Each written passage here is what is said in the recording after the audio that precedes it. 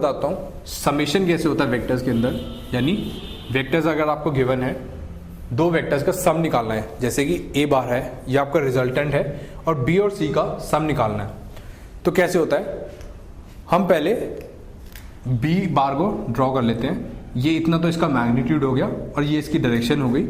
Similarly सी का इतना magnitude हो गया और ये इसकी डायरेक्शन हो गई। हमने दोनों को एक ही पॉइंट से स्टार्ट करा, इन दोनों के बीच में कुछ एंगल थीटा है। तो अब इसका रिजल्टेंट यानी ए बार अगर हमको बताना है तो वो क्या होगा, हम एक पैरेललोग्राम ड्रॉ करेंगे इन दोनों एक्सिस को यूज करके, जो कि जितनी इसकी वैल्यू है इतने, ये जो इसका हेड आता है, ये एक्चुअली कोई भी वेक्टर होता है वो कैसे डिनोट होता है, एक उसकी टेल होती है और एक उसका हेड होता है। This is called the head and this is called the tail. और इन दोनों के बीच में जितनी डिस्टेंस होती है, ये उस वेक्टर का, अगर बी वेक्टर है तो ये बी वेक्टर का मैग्नीट्यूड देता है। ठीक है, तो ये इसका मैग्नीट्यूड हो गया और ये इसकी डायरेक्शन हो गई, सिमिलरली सी की डायरेक्शन। अब पैरेललोग्राम कंप्लीट करने के लिए हम क्या करते हैं, इतने ही मैग्नीट्यूड का इसके हेड से, सी के हेड से एक वेक्टर बनाते हैं जो कि इसके पैरेलल होगा। सिमिलरली ऐसे ही यहाँ पर एक पैरेलल इसके बनाते हैं, सी के पैरेलल बनाते हैं, तो ये हमारा एक पैरेललोग्राम कंप्लीट हो गया।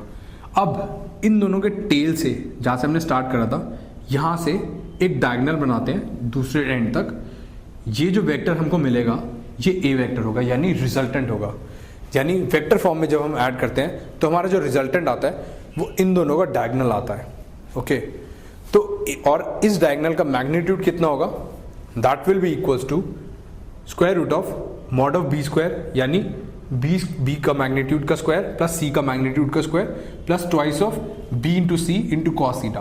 कॉस थीटा क्या होगा, इन दोनों के बीच का एंगल। ये तरीका होता है आपका मैग्नीट्यूड निकालने का। और अगर आपको ए का, क्योंकि ए भी जो है वो हमारी वेक्टर क्वांटिटी है, ये तो आपको मैग्नीट्यूड पता चल गया, अब इसकी डायरेक्शन भी पता चलनी चाहिए। तो वो डायरेक्शन कितनी होगी, मान लेते हैं यहाँ से ये फाई एंगल बना रहा है, तो डायरेक्शन यानी हमको फाई एंगल बताना है बी से कितना है। तो फाई एंगल बनाने के लिए हम क्या करते हैं, इसको कंप्लीट करते हैं, इस ट्राइंगल को परपेंडिकुलर से, ये 90 डिग्री है।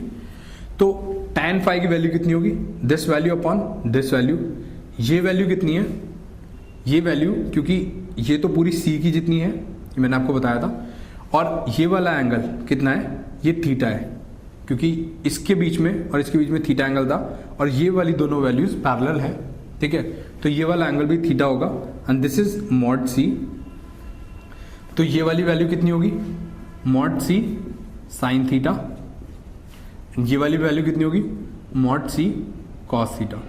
ठीक है, तो tan phi will be equals to mod C sine theta which is this upon mod B plus mod C cos theta. तो यहां से आपका आ गया फाई। तो आपने देखा जो आपका रिजल्टेंट आया, आपने उसकी मैग्नीट्यूड भी बता दी और उसकी डायरेक्शन भी बता दी। ये तो मैंने आपको बताया, ये 2 के लिए था। ठीक है, इसी वेक्टर को आप कैसे ऐड अप कर सकते थे, रादर देन ज्वाइनिंग यहाँ से आप क्या कर सकते थे, इसका एक और तरीका होता है, आपको पैरेललोग्राम ना बनाना पड़े तो आप यहाँ से बी वेक्टर बनाएंगे। ठीक है, अब इसके हेड से सी वेक्टर बनाएंगे जिसकी डायरेक्शन हमको गिवन होगी।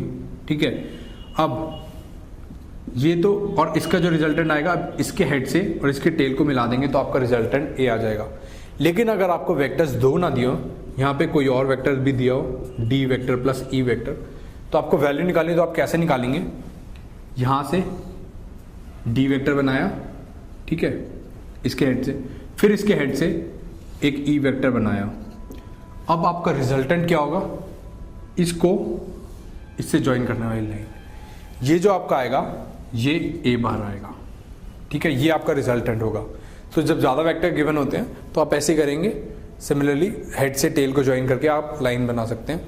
तो ये आपका सिमिलरली tan फाई भी आ जाएगा। आप अगर वैल्यू देखना चाहेंगे, यहाँ पे फाई की वैल्यू देखेंगे तो वही सिमिलरली यहाँ से ड्रॉ करेंगे और आप आराम से निकाल सकते हैं ये सारी वैल्यूज़। ओके, तो ये आप निकाल लेंगे।